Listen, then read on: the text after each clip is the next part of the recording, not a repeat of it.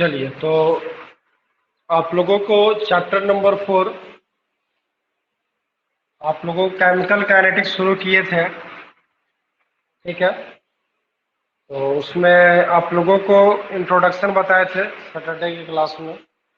Introduction बताए थे कि क्या केमिकल काइनेटिक्स होता क्या है। फिर उसके बाद आप लोगों को बताए थे कि है ना, क्लासिफिकेशन किए थे रेट ऑफ रिएक्शन के अकॉर्डिंग। रिएक्शन को 3 टाइप्स में: instantaneous reaction, rate measurable reaction और एक्सट्रीमली स्लो रिएक्शन, है ना। उसके बाद का जो था टॉपिक आप लोगों का, उसके बाद जो है संडे को यानी कल टेस्ट था। टेस्ट के क्वेश्चन में कुछ आंसर शीट में कुछ त्रुटियां था, कुछ एरर था, जिसको फिर से हमने चेक करके आप लोगों को उसका कॉपी को इवैल्यूएट करके जो है ना आप लोगों को बताया था किसका कितना नंबर है। ठीक है, और वो क्वेश्चन जो है आंसर में कुछ प्रॉब्लम हो गया था, तो उसको आप लोगों को जो है ना, ये क्वेश्चन नंबर 1 था MnO4 माइनस से MnO2 में कन्वर्ट करना था, तो वहाँ जो है उसका चार्ज में डिफरेंट आ गया था, जो आप लोगों को बताया था उससे जो वैल्यू है वहाँ पर ऑप्शन में डिफरेंट आ गया था, है ना। तो उसको हमने सुधार दिया था, 5 फैराडे उसका आंसर होगा। एक क्वेश्चन था आप लोगों को जिसमें CH10 था, हाइड्रोजन इलेक्ट्रोड का पोटेंशियल निकालना था, उसमें निगेटिव पोटेंशियल आ रहा था, पॉजिटिव ऑप्शन टिक था। तो हमने फिर से कॉपी को चेक कर दिया था सबका। और एक और लगता है ऑप्शन में था कैल्शियम क्लोराइड का था, टोटल है ना लिमिटिंग मोलर कंडक्टिविटी निकालना था, उसमें भी ऑप्शन नंबर 20 सही था, ये ऑप्शन वहां पर टिक आउट था, तो इसको हमने सुधार दिया था। ठीक है, चलिए अब इसके बाद देखिए हम लोग आज क्या सीखेंगे। आज चैप्टर में आगे हम लोग बढ़ते हैं, बाकी तो थ्योरी आप लोग का कंप्लीट है। तो देखिए केमिकल काइनेटिक्स शुरू किए थे 4 चैप्टर में। तो देखिए पिछले क्लास में हमने सीखा था इसका चैप्टर का इंट्रोडक्शन और classification of reaction on the basis of rate of reaction. क्योंकि केमिकल काइनेटिक्स में हम लोगों को पढ़ना क्या है, तो हम लोगों को केमिकल काइनेटिक्स में रिएक्शंस के बारे में पढ़ना है कि रिएक्शंस का रेट क्या है ना, यानी किस रेट ऑफ रिएक्शन, मतलब किस रेट से रिएक्शन होता है, स्लोली होता है या फिर इंस्टेंटेनियस होता है या रेट मेजरेबल होता है, इस तरह का रिएक्शन को क्लासिफाइड किया गया है। तो हमने क्लासिफिकेशन आप लोगों को बताया था। आज हम लोग सीखेंगे, सबसे पहला टॉपिक होगा रेट ऑफ रिएक्शन। हेडिंग दीजिएगा रेट ऑफ रिएक्शन। आज सीखेंगे रेट ऑफ रिएक्शन, है ना। रेट ऑफ रिएक्शन क्या होता है, देखिए आप लोगों को पिछले क्लास में हमने ये बताया था कि केमिकल काइनेटिक्स है क्या, इसके बारे में इंट्रोडक्शन में हमने बताया था कि the branch of physical chemistry which deals with the study of the reaction rates, है ना, is known as chemical kinetics. यानी कि कह सकते हैं वैसा फिजिकल केमिस्ट्री का ब्रांच जिसमें आपको क्या सीखने को मिल रहा है, तो रिएक्शन का रेट्स पढ़ने को मिल रहा है, तो उसको आप क्या कहेंगे, केमिकल काइनेटिक्स। इसके अलावा हमने ये भी बोला था कि इसके साथ साथ आपको मिलेगा इस चैप्टर में पढ़ने के लिए कुछ इफेक्टेड केसेज जिससे रेट ऑफ रिएक्शन ज़्यादा इफेक्ट होता है। और रेट ऑफ रिएक्शन जो इफेक्ट होता है उसमें खासकर कुछ फैक्टर है, जैसे कंसंट्रेशन है, टेम्परेचर है ना, रेडिएशन है, तो कुछ ऐसे टर्म है, कैटालिस्ट है, ये सब रेट ऑफ रिएक्शन को क्या करते हैं, इफेक्ट करते हैं। तो चलिए आज हम लोग सीखेंगे रेट ऑफ रिएक्शन क्या है ना। क्योंकि अगर केमिकल काइनेटिक्स, मैंने बोला था ना इस चैप्टर का मतलब भी समझाया था, केमिकल्स का मतलब यहाँ केमिकल रिएक्शन से है, काइनेटिक्स का मतलब यहाँ मूवमेंट से है। तो यानी केमिकल रिएक्शन का मूवमेंट, यानी कि आपको बताना है किस रेट से रिएक्टेंट प्रोडक्ट में चेंज हो रहा है, क्योंकि रिएक्शन में 2 पार्ट होता है, एक रिएक्टेंट और दूसरा प्रोडक्ट। तो अगर मान लो हम इस चीज को अगर थोड़ा सा हम समझने के लिए एक्सप्रेशन लेट कर लें, पहले इस चीज को हम समझा देते हैं, फिर उसके बाद इसको हम डिफाइन कर देंगे। ध्यान दीजिएगा, हम यहाँ पर अगर लिखते हैं let us consider a general reaction, एक जनरल रिएक्शन को हम यहाँ पर लेकर चल रहे हैं, ठीक है बाबू। अब जनरल रिएक्शन में हम क्या लेकर चल रहे हैं, एक जनरल रिएक्शन लेकर चल रहे हैं कि हम एक रिएक्टेंट ए लेट किए हैं और वो क्या बना रहा है, प्रोडक्ट बी बना रहा है। ए हमारा क्या है, रिएक्टेंट, और बी हमारा क्या है, प्रोडक्ट। तो देखो इसमें 2-3 बातें को बड़ा ध्यान से आप लोगों को समझना चाहिए। देखो सबसे पहले तो रिएक्टेंट और प्रोडक्ट में डिफरेंस क्या है। तो डिफरेंस आप लोगों को बहुत अच्छे से पता है कि रिएक्टेंट जो केमिकल रिएक्शन में हिस्सा लेता है ना, कह सकते हैं substance which take part in chemical reaction is called reactant. और प्रोडक्ट क्या है, तो प्रोडक्ट जो है न्यू सबस्टांस है ना which is formed by the chemical reaction, जो केमिकल रिएक्शन के बाद बनता है उसको हम क्या बोलते हैं, प्रोडक्ट बोलते हैं। तो देखो रिएक्टेंट और प्रोडक्ट ये दो चीजें आप लोगों को अच्छे से पता है। हमें यहाँ पर सीखना है rate of reaction.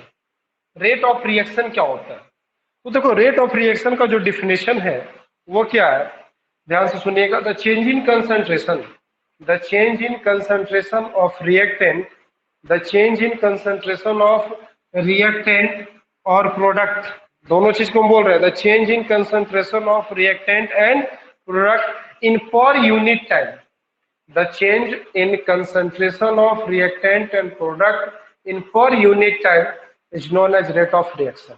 rate of reaction है क्या, तो किसी भी रिएक्टेंट का पर यूनिट टाइम में प्रोडक्ट में चेंज हो जाने, यानी कि किसी भी रिएक्टेंट का पर यूनिट टाइम में किसमें चेंज कन्वर्ट हो जाना, प्रोडक्ट में कन्वर्ट हो जाने का जो प्रोसेस है उसको हम लोग क्या बोलते हैं कि रेट ऑफ रिएक्शन। अब सवाल है कि कैसे चेंजिंग हमको पता चलेगा, रिएक्टेंट का क्या चेंज होगा, तो कंसंट्रेशन, हमने डिफिनेशन में बोला कि द चेंज इन कंसंट्रेशन, तो कंसंट्रेशन रिएक्टेंट का भी चेंज होगा, प्रोडक्ट का भी चेंज होगा, और ये पर यूनिट टाइम में देखा जाएगा, यानी कि पर सेकेंड टाइम में, है ना, कि पहले सेकेंड में क्या हुआ रिएक्शन के अंदर, या पहले मिनट में क्या हुआ, दूसरे मिनट में उसमें क्या चेंजिंग आ रहा है, तीसरे मिनट में क्या चेंजिंग आ रहा है। तो इन चीजों के बारे में अगर आप जो है ना कह सकते हैं कि पढ़ते हैं तो वही है रेट ऑफ रिएक्शन। तो चलो इस रिएक्शन के पहले हम रेट लिख लेते हैं, कैसे इसका रेट लिखा जाएगा। तो देखो बाबू, एक चीज आप लोगों को ध्यान रखना है कि अगर हम कोई भी सबस्टांस को रिएक्शन करने के लिए लेते हैं, जैसे सपोज मान लो हमने ए लिया, तो ए जब हमने शुरुआत में लिया होगा एट टाइम 0 सेकेंड, मतलब कि जब रिएक्शन शुरू नहीं हुआ होगा, तो यहाँ पर ए का कंसंट्रेशन क्या रहा होगा, जो भी मान लो, सपोज मान लिया हमने ले लिया एक्स मोल, क्या ले लिया एक्स मोल। अगर एक्स मोल पर लीटर, अगर मान लो कंसंट्रेशन ए का है एट टाइम 0 सेकेंड पे, 0 सेकेंड पे मतलब कि रिएक्शन शुरू नहीं हुआ है, हमने रिएक्शन के इनिशियल स्टेट में ही हमने मान लिया है कि रिएक्टेंट ए जो हमारा है उसका कंसंट्रेशन कितना है, एक्स मोल। अब ये रिएक्शन कर रहा है, अब रिएक्शन इसको कंप्लीट होने में मान लो सपोज, है ना, इसको मान लो सपोज इसके रिएक्शन का होने में छोड़ दो टाइम, आप ये मान लो कि जैसे मान लो कि ये रिएक्शन पहले सेकंड में चला गया, यानी टाइम कितना हो गया 1 सेकंड। अगर ये 1 सेकंड रिएक्ट हुआ है, ए अगर एक सेकंड रिएक्शन किया, तो मान लो प्रोडक्ट हमारा क्या बन रहा है, बी बन रहा है। अब ऐसा तो नहीं है कि 1 सेकंड में हमने बोला कि पूरा कंसंट्रेशन यानी पूरा ए जो है बी में कन्वर्ट हुआ।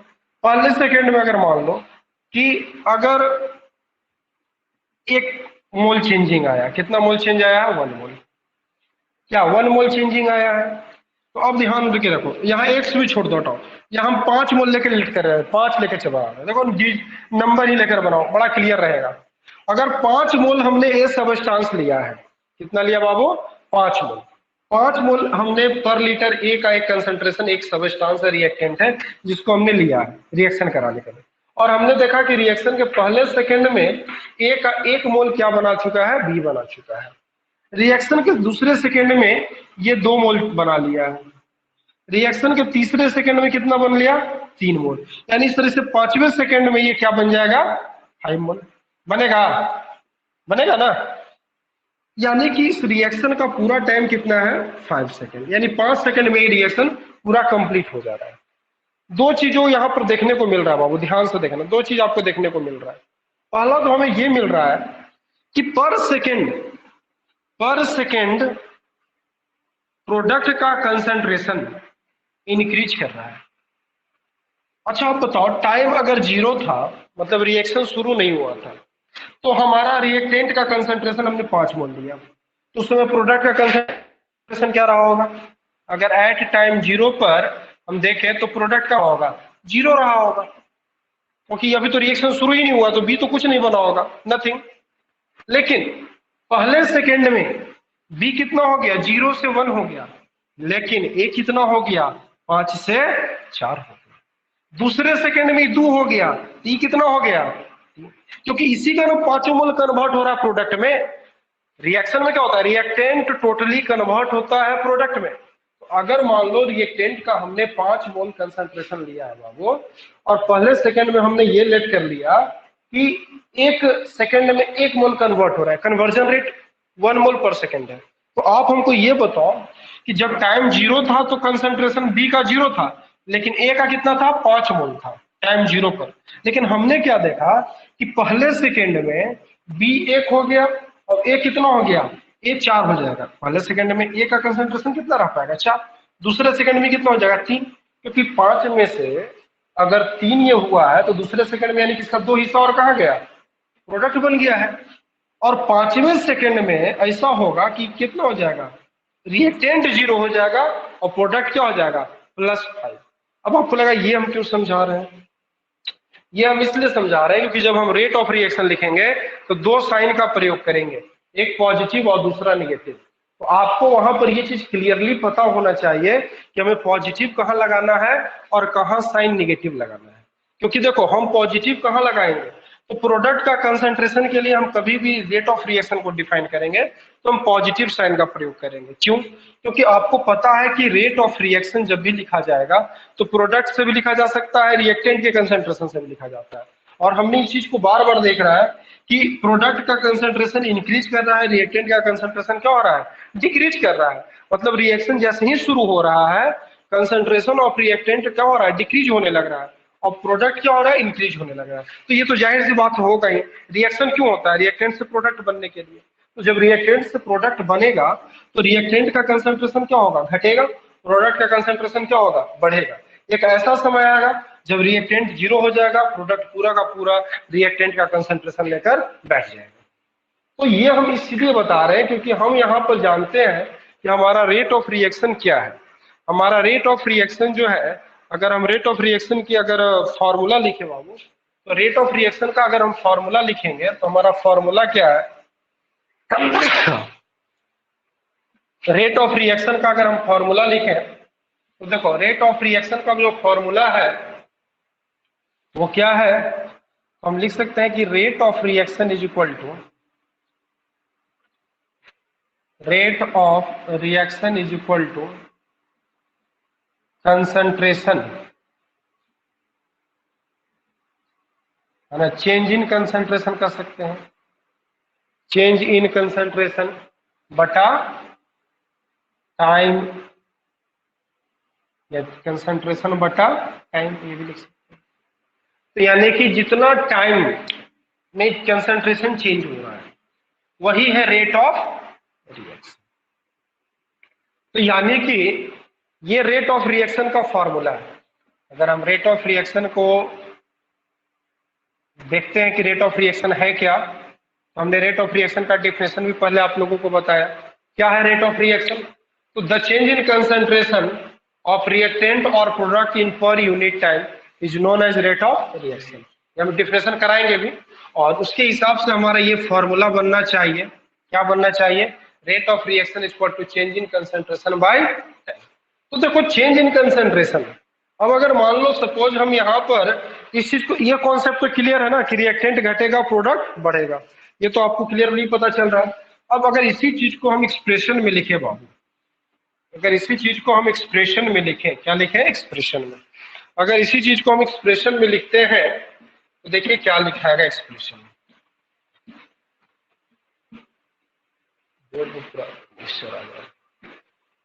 देखिए अगर यहाँ पर अगर हम इसको एक्सप्रेशन में लिखते हैं तो यहाँ पर हम देखो लेट कर लेते हैं फिर से, ठीक है, क्या लेट करते हैं, change in concentration of reactant, reactant का कंसंट्रेशन में चेंजिंग कितना होता है।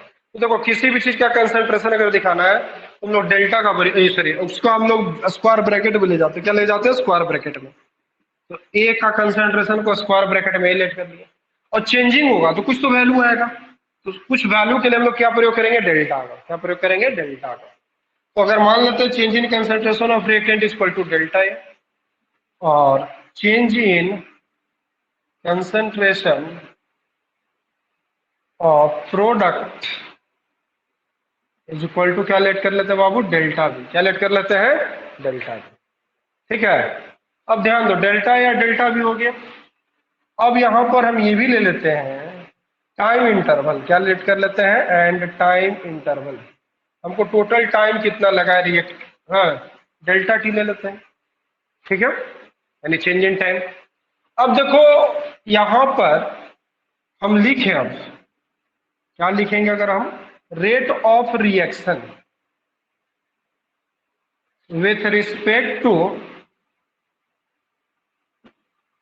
WRT का मतलब शॉर्ट में समझ आते हैं ना, with respect to reactant. Reactant के रिस्पेक्ट में रेट क्या होना चाहिए बाबू, तो change in concentration by time.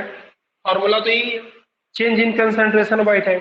तो अगर हम चेंजिंग देख रहे हैं कि चेंजिंग हमारा कितना है, डेल्टा ए है, टाइम क्या है, डेल्टा टी है।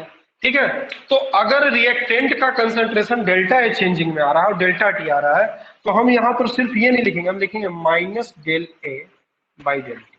अब आप बोला निगेटिव हमने क्यों लिख दिया बाबू, तो निगेटिव साइन मेरा लगाने का मतलब ये है कि यहाँ पर कंसंट्रेशन जो है रिएक्टेंट के लिए क्या होता है, डिक्रीज होता है, क्योंकि रिएक्टेंट का कंसंट्रेशन पर सेकंड क्या हो रहा है, घट रहा है। इसलिए आगे क्या बता रहा है, माइनस साइन। देखो हम 11 से आप लोगों को इस चीज के लिए बताते आ रहे हैं, चाहे केमिकल इक्विलिब्रियम पढ़ा रहे, थर्मोडायनेमिक्स पढ़ा रहे, चाहे कुछ भी पढ़ा रहे, तो उसमें आपको इस चीज बताते आ रहे हैं कि देखो साइन का बहुत बड़ा वैल्यू, अगर कहीं निगेटिव लग रहा है इसका मतलब कि उसका बेचारा का जा रहा है, लॉस हो रहा है ना। तो यहाँ पर अगर कंसंट्रेशन रिएक्टेंट की बात करें तो रिएक्टेंट तो बेचारा प्रोडक्ट में कन्वर्ट होने के लिए रिएक्शन करता है, तो प्रोडक्ट में कन्वर्ट होने के लिए करता है, यानी कि टोटली रिएक्टेंट अपने आप को खत्म करता है, प्रोडक्ट का, है ना, कह सकते हैं फॉर्मेशन करता है।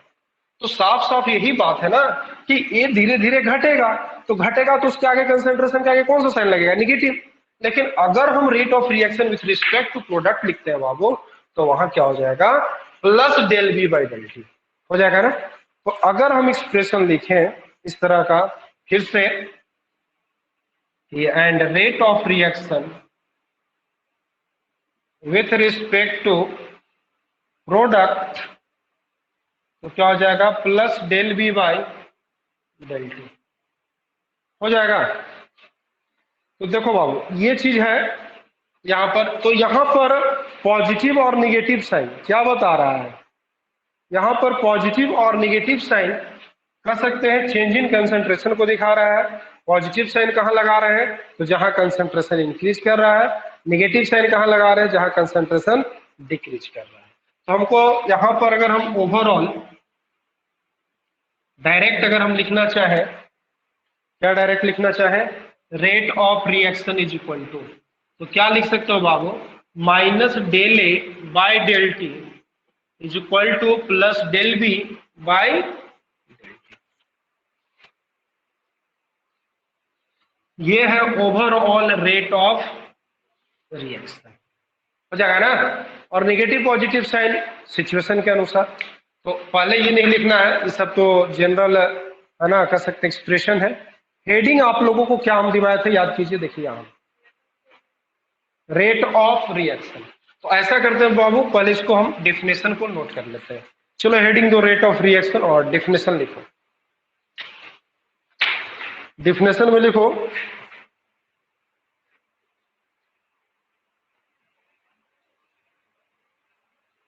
डेफिनेशन में लिखो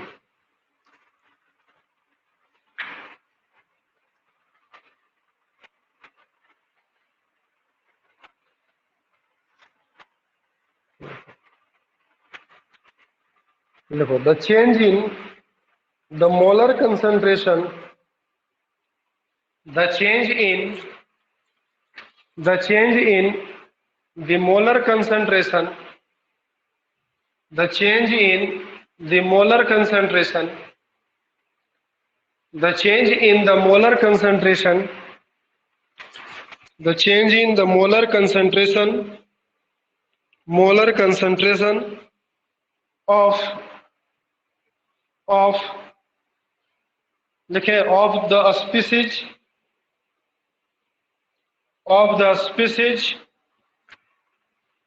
of the species taking part taking part in a chemical reaction, taking part in a chemical reaction, taking part in a chemical reaction, taking part in a chemical reaction for unit time, for unit time, for unit time, per unit time लिखनी है, comma देके लिख लो, is known as rate of reaction, is known as rate of reaction.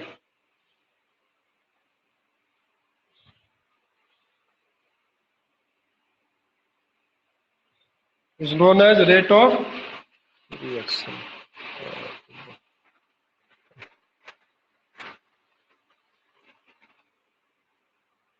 चलिए बाबू, तो ऐसा कीजिए, इसको लिख लिया है तो कोई पहले फॉर्मूला लिख लो बाबू. Rate of reaction is equal to, marker down चल गया था,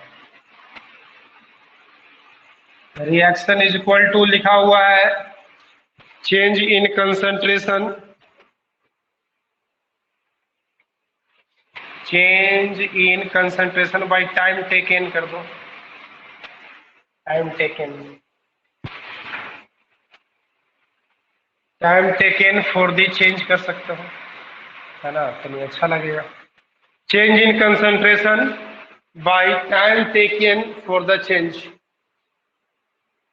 लिखो फॉर्मूला, लिखो पहले, इस फॉर्मूला को पहले लिखो, नीचे लिख लेना that rate of reaction is equal to change in concentration by time taken for the change, by, है ना, time taken for the change.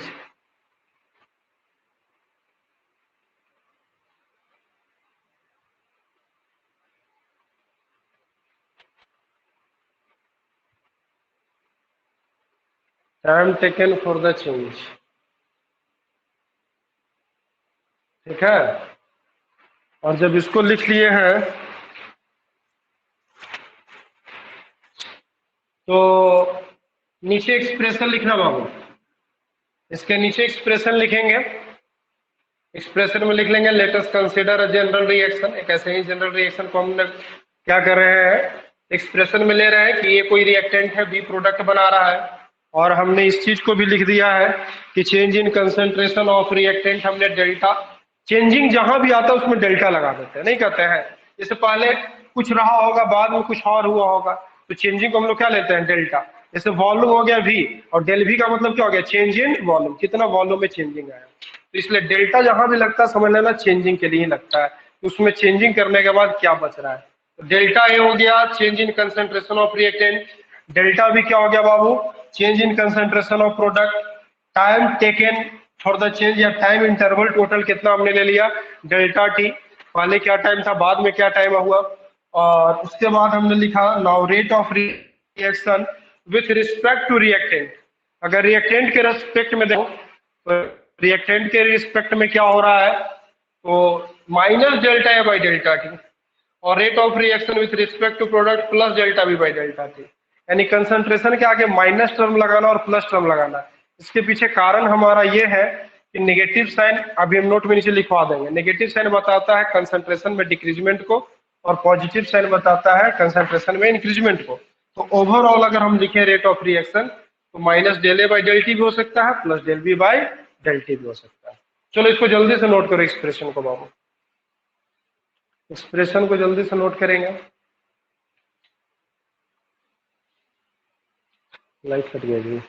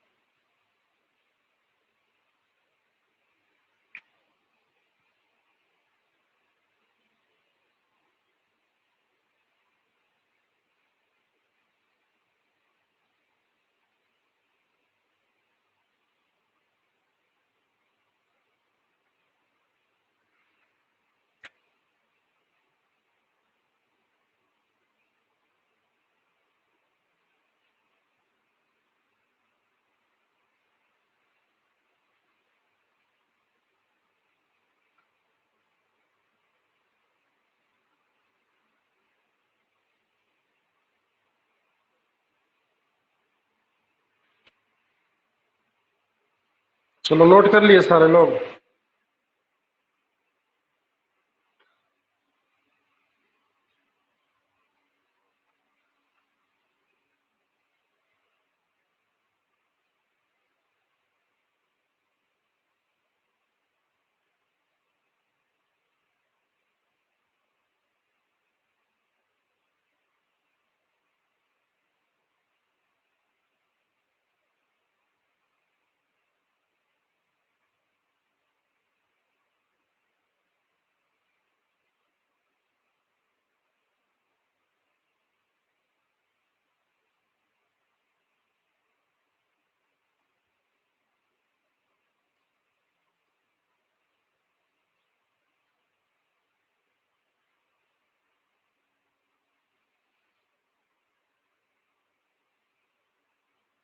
चलो बाबू देखो, इसके नीचे ये लिख लिया है रेट ऑफ रिएक्शन ओवरऑल। इसके नीचे लिखिएगा हियर, इसके नीचे एक लाइन लिखिएगा तो लिखो here negative sign, here negative sign, here negative sign, here negative sign indicates,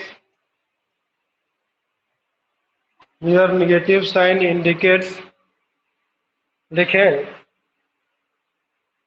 indicates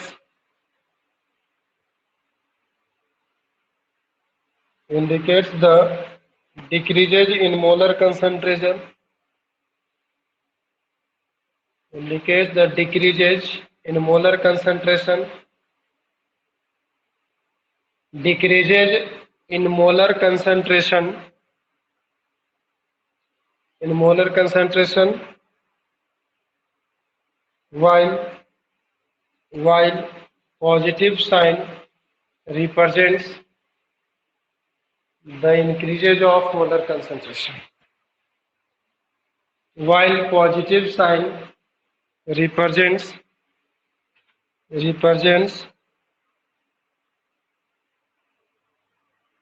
the increases in molar concentration.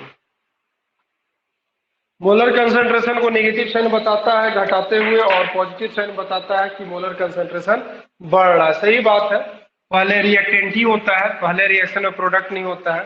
पहले हम कोई भी रिएक्शन कराते हैं तो रिएक्टेंट ही लेकर चलते हैं, ठीक है। तो रिएक्टेंट ही लेकर पहले चलते हैं बाबू, और फिर बाद में हम लोग प्रोडक्ट का पता लगाते हैं रिएक्शन के कंप्लीट होने के बाद। तो यानी कि वो तो बात आगे की है, लेकिन अगर हम मैकेनिज्म की बात करें, रिएक्शन का होना क्या है, एक प्रोसेस है, ठीक है। इंस्टेंटेनियस प्रोसेस हो या फिर एक्सट्रीमली स्लो प्रोसेस हो, बात की बात है। लेकिन रिएक्शन अपने आप में क्या है कि एक पर सेकेंड चेंज इन कंसंट्रेशन है। रिएक्टेंट का कंसंट्रेशन चेंज होता है प्रोडक्ट बनाने के लिए, और पर यूनिट टाइम में जो चेंजिंग देखा जा रहा है उसी को बोला जा रहा है रेट ऑफ रिएक्शन। तो रेट ऑफ रिएक्शन आपने देख लिया। अब यहाँ पर हम आपको एक नोट पॉइंट बताते हैं, वो देखिए नोट पॉइंट क्या है। अगर रिएक्शन का थोड़ा सा अगर जो फॉर्म है अगर वो चेंज कर दे, तो बड़ा जनरल रिएक्शन ले लिए थे कि ये रिएक्टेंट है, बी प्रोडक्ट बना रहा है। जहां पर ऐसा हो कि जहां पर रिएक्टेंट प्रोडक्ट या किसी का भी मॉलिक्यूल्स दिख रहा हो, और वहां पर अगर आपको रेट ऑफ रिएक्शन लिखना हो, तब कैसे लिखिएगा इस चीज को आपको बता रहे हैं, ठीक है। तो देख लीजिए, थोड़ा सा रिएक्शन का कॉन्सेप्ट अलग चेंज करके देखते हैं।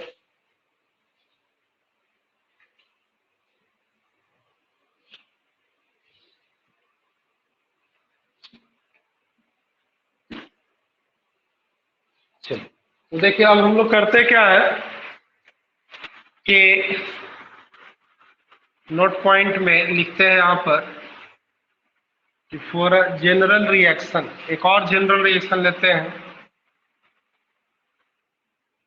जैसे A+2B प्रोडक्ट क्या दे रहा है, C, देख रहे हैं, A है और 2B है लिखा हुआ, प्रोडक्ट है C। ये हमारा प्रोडक्ट है और ये दोनों क्या है, ऐसा भी हो सकता था प्रोडक्ट भी एक से ज्यादा हो जाता, तो कोई दिक्कत नहीं है, क्योंकि जब एक बार एक साइड भी अगर देख लिया ना एक से ज्यादा रिएक्टेंट, तो आपको क्लियर रहेगा। अब देखिए यहाँ ए का यहाँ कुछ नहीं, 1 मोल है, लेकिन यहाँ बी का कितना मोल है, 2 मोल है, और सी भी बन रहा है तो 1 मोल बन रहा है, कुछ नहीं है तो 1 ही है ना। अब ध्यान दो, ऐसे अगर रिएक्टेंट और प्रोडक्ट अगर आपको दिखाई दे रहा हो रिएक्शन में, और वहां अगर आपको लिखना हो रेट ऑफ रिएक्शन, ऐसे रिएक्शन के लिए अगर आप रेट ऑफ रिएक्शन लिखते हैं, क्या लिखते हैं, तो रेट ऑफ रिएक्शन लिखते हैं तो कैसे लिखिएगा। तो रेट ऑफ रिएक्शन देखो दो तरीके से लिखा जाता है। पहला तो हमने बोला विथ रिस्पेक्ट टू रिएक्टेंट, और दूसरा हमने बोला विथ रिस्पेक्ट टू प्रोडक्ट। तो अगर हम बात करें विथ है ना रिस्पेक्ट टू रिएक्टेंट, तो रिएक्टेंट हमारा क्या है, ए है, और इधर क्या लिखा हुआ बाबू, बी। दो रिएक्टेंट हमारे पास है, एक रिएक्टेंट नहीं है। अगर मान लो हम यहाँ लेते हैं ए रिएक्टेंट फिर बी, तो एक चीज हमेशा याद रखना, किसी भी रिएक्शन के अंदर जब हम रेट ऑफ रिएक्शन को लिखते हैं तो उसमें चाहे एक रिएक्टेंट हो या 5 रिएक्टेंट हो, उससे फर्क नहीं पड़ता। रिएक्टेंट को हम एक एक करके ही लिखते हैं रेट के, माने रिएक्टेंट मतलब रेट ऑफ रिएक्शन जो होता है रिएक्टेंट के मतलब हर एक रिएक्टेंट के रिस्पेक्ट में लिखा जाता है। ये सीधा सीधा समझ लो कि रेट ऑफ रिएक्शन क्या होता है, हर एक स्पीसीज की या हर एक रिएक्टेंट के हर एक प्रोडक्ट के रिस्पेक्ट में लिखा जाता है। तो अगर हमारे पास रिएक्टेंट 2 है तो हम रिएक्टेंट के रिस्पेक्ट में 2 बार रेट ऑफ रिएक्शन को लिखेंगे। अगर ऐसे ही प्रोडक्ट हमारा 2 होता या 3 होता तो हमें 3 बार रेट का एक्सप्रेशन दिखाना पड़ता, किसके टर्म में, किसके रिस्पेक्ट में, तो प्रोडक्ट के रिस्पेक्ट में। चलिए देख लीजिए, क्लियर हो जाएगा। अगर मान लो इसका चेंज इन कंसेंट्रेशन क्या ले रहे हैं, डेल ले, change in concentration change in time क्या हो जाएगा, डेल टी, तो minus del A by del T हो जाएगा। लेकिन एक और होगा इसमें, एक और क्या होगा, बी के रिस्पेक्ट में, क्योंकि रेफरेंट डॉट होना है तो रेट ऑफ रिएक्शन ये भी हो सकता है। और एक और क्या हो सकता है यहाँ पर इस रिएक्शन के लिए, तो देखो बी लिखा हुआ है तो minus del B by del T. अब आपको लग रहा होगा कि यहाँ 2 लगा हुआ है, यहाँ 1 लिख रहे हैं, 1 लिखा हुआ है, फिर भी दोनों का एक्सप्रेशन एक जैसा, तो बिल्कुल नहीं एक जैसा होगा, कुछ चेंजिंग आएगा। अब देखिए चेंजिंग क्या है, ऐसा कहा जाता है कि जो मॉलिक्यूल्स होते हैं या जो आगे मोल्स होते हैं रिएक्टेंट का हो चाहे प्रोडक्ट का हो, उनको रेसिप्रोकल करके लिखा जाता है, रेसिप्रोकल बनाकर लिखा जाता है। जैसे अगर 1 है तो 1/1, अगर 2 है तो 1/2, अगर 3 है तो 1/3। अगर 1 का अगर रेसिप्रोकल भी लिखेंगे 1/1 तो 1 ही ना होगा, इसमें तो कोई चेंजिंग आपको नहीं दिखेगा। लेकिन यहाँ दिखेगा, यहाँ अगर इसको रेसिप्रोकल लिखिएगा तो क्या हो जाएगा, 1/2 हो जाएगा ना, 1/2। और आगे क्या लगेगा साइन, नेगेटिव, क्योंकि रिएक्टेंट है। तो इसमें हम लिख सकते हैं इसका कंसंट्रेशन टर्म को -1/2 into delta we by delta T. अब इसी तरह से प्रोडक्ट का लिख रहे हैं तो प्रोडक्ट तो एक ही मोल है, तो उसमें 1/1 करेंगे तो कोई फर्क नहीं पड़ेगा, तो इसलिए डायरेक्ट इसका लिखते हैं प्लस, पहले पॉजिटिव साइन लगाएंगे प्रोडक्ट के लिए, प्लस डेल सी बाई। तो ये चीज का आपको ध्यान रखना है, हम ऐसा रिएक्शन इसीलिए आपको खास कर दिए हैं कि ताकि अगर इस तरह का रिएक्टेंट प्रोडक्ट में आगे मोल्स अलग अलग नंबर में हो तो आप कैसे लिखिएगा, तो रेसिप्रोकल बनाकर लिखिएगा, ठीक है। और अगर एक है तो फिर कुछ नहीं करना है, खाली माइनस प्लस का साइन सही से लगा लीजिए, रिएक्टेंट में माइनस, प्रोडक्ट के लिए प्लस। और ये चीज हमेशा याद रखना है, एक से ज्यादा रिएक्टेंट हो या एक से ज्यादा प्रोडक्ट हो, रेट ऑफ रिएक्शन को जब लिखना है तो हर एक रिएक्टेंट हर एक प्रोडक्ट के रिस्पेक्ट में अलग अलग लिखना है। ये तो देख रहे हैं, इसको जोड़ नहीं देते हैं, दोनों को इक्वल टू में लिखे ना अलग अलग, क्योंकि हर एक स्पीसीज के लिए लिखा जाता है इसको। तो ये थोड़ा सा इसको उतार लीजिए नोट पॉइंट को, ये थोड़ा सा अलग टाइप का जनरल रिएक्शन है। देखो इस नोट पॉइंट को लिखिए, इसको एग्जाम्पल 2-4 बनाएंगे ना तो क्लियर हो जाएगा।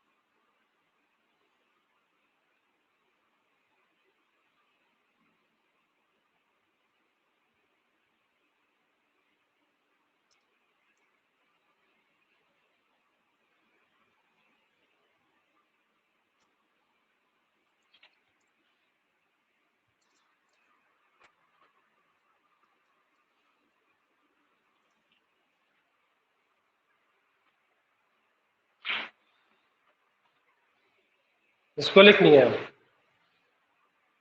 और इसमें यहाँ पर इसे लिख लीजिएगा the coefficient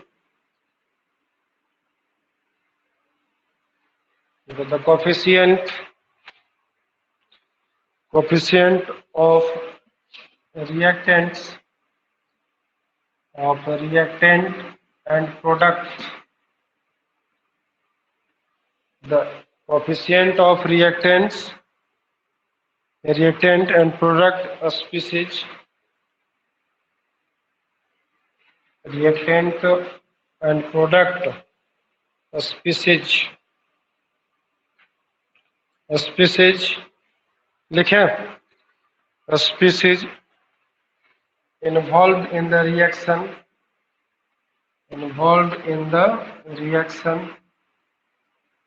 is called stoichiometric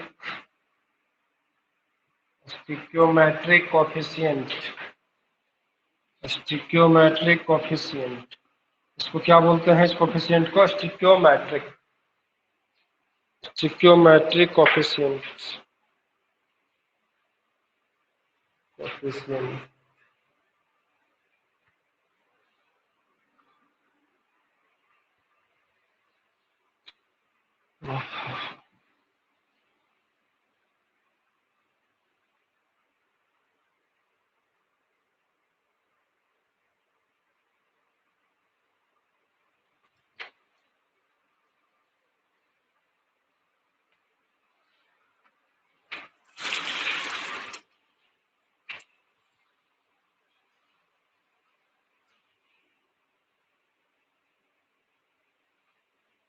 हो गया।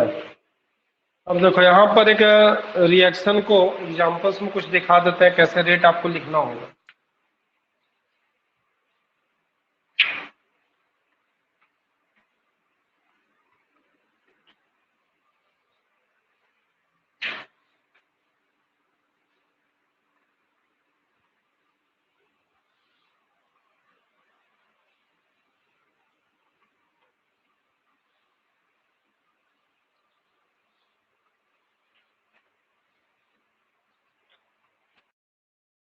तो यहाँ पर देखो कुछ एग्जांपल में रेट ऑफ रिएक्शन को लिखेंगे।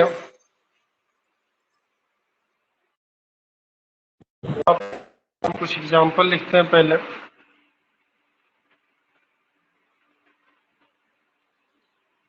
और इसमें जैसे अगर मान लो हमारा रिएक्शन ही है, सपोज लिखा हुआ है, क्या लिखा हुआ है, SO2 + Cl2 और यहाँ बन रहा है SO2Cl2। ठीक है। इस रिएक्शन का अगर आपको रेट लिखना है, क्या लिखना है? Right the rate of reaction, right the rate of reaction of the following.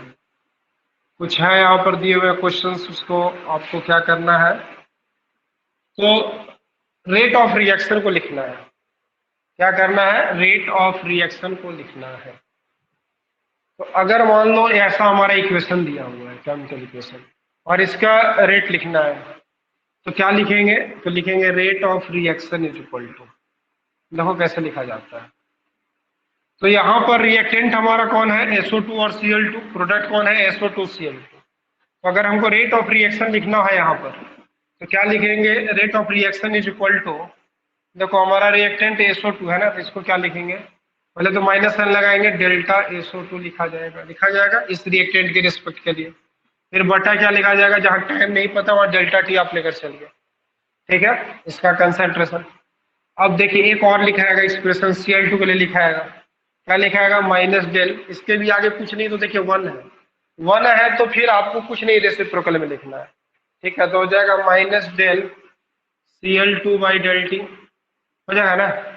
और अगर प्रोडक्ट लिखना होगा तो क्या लिखेंगे? प्लस डेल्टा SO2Cl2 बटा डेल्टा। समझे? ऐसे इस रिएक्शन का रेट लिखा जाएगा। तो लिखना बड़ा सिंपल चीज होता है, लेकिन यही नहीं पता होता है कितने लोगों को लिखना कैसे है, कहाँ माइनस लगाना है, कहाँ प्लस लिखना है, कैसे, ना तो सबको जोड़ के रख देगा, नहीं लेकिन गलती कर देगा। लेकिन यहाँ पर ध्यान देना है कि हर एक रिएक्टेंट के लिए, हर एक प्रोडक्ट के लिए अलग अलग आपको रेट लिखना है, अलग अलग तरीके से। ठीक है, चलो। इसी तरीके से अगर मान लो हम लिखते हैं reaction N2 plus 3H2, product क्या हमारा बनता है 2NH3। क्या बनता है 2NH3। अब इस रिएक्शन का अगर हमको लिखना तो लिख लीजिएगा, लिखिए। अगर हमको एक और रिएक्शन हम यहाँ लिख देते हैं, चलो इसको लिखो H2O2 2H2O प्लस। चलो बाबू इसको बनाओ, इसका रेट ऑफ रिएक्शन अपने से लिखो।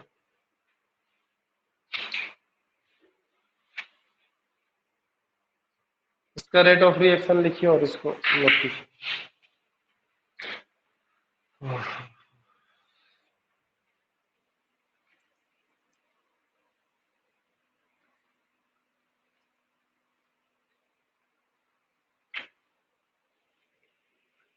एग्जाम्पल नोट करो, जैसे एक रेट ऑफ रिएक्शन लिखे वैसे ही लिखना है सबको।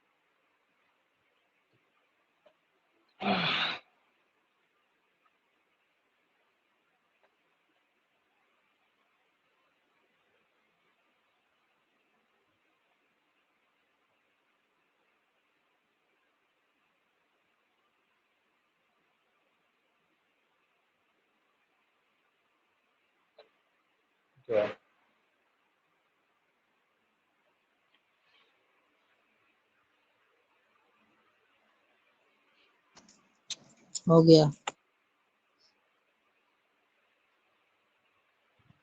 चलिए देखिए तो,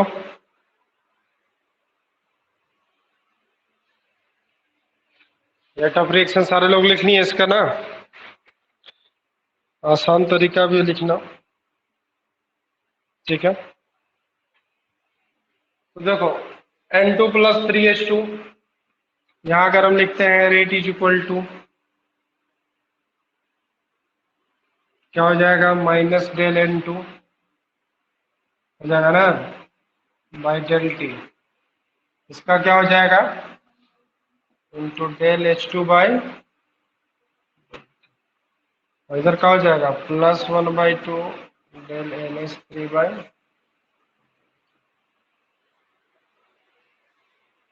सिमिलरली इसका भी लिख देंगे, रेट इज इक्वल टू -1/2 हो जाएगा ना, delta H2O2 by delta T. इधर क्या हो जाएगा +1/2 डेल्टा H2O बाई, इधर कुछ हो जाएगा +1 करने की जरूरत नहीं है, डेल्टा O2 बाई,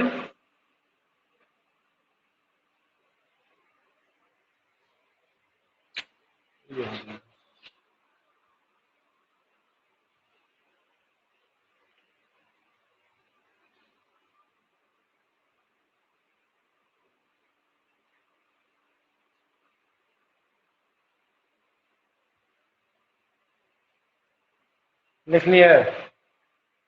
तो देखिए ऐसे लिखा जाता है rate of reaction. Rate of reaction क्या है, क्या होता है, इसको आज समझा दिया आप लोग को, बता भी दिया है। कल पढ़ाएंगे एवरेज रेट ऑफ रिएक्शन, ठीक है। क्या पढ़ाएंगे कल, एवरेज रेट ऑफ रिएक्शन, ठीक है। और एवरेज रेट ऑफ रिएक्शन बताएंगे, और बाकी आप लोग का जो टेस्ट पेपर का सॉल्यूशन है, ठीक है, उसको हम कर देंगे। आप लोगों को देख लीजिएगा, मिला लीजिएगा, वीडियो कर देंगे, उसका बना देंगे, ठीक है। तो यहाँ तक आप लोग को पढ़ लेना है, फिर इसके बाद कल बताएंगे, ठीक ना। किसी को कुछ पूछना उछना नहीं ना है। संडे। क्या बोल रहा है बाबू?